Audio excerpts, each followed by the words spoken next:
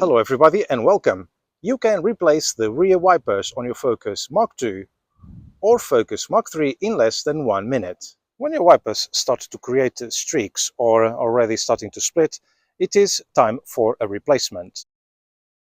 For the Focus MK2 I use the Halfords wipers W36 reference with a length of 350 millimeters. The process is very easy.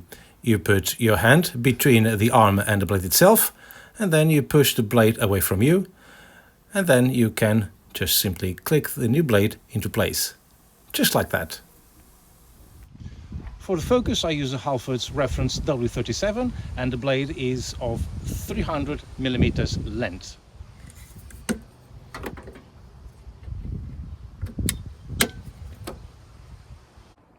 It is also good practice to give your rear window a quick wipe, because you don't want the new wiper blade to work on a dirty surface.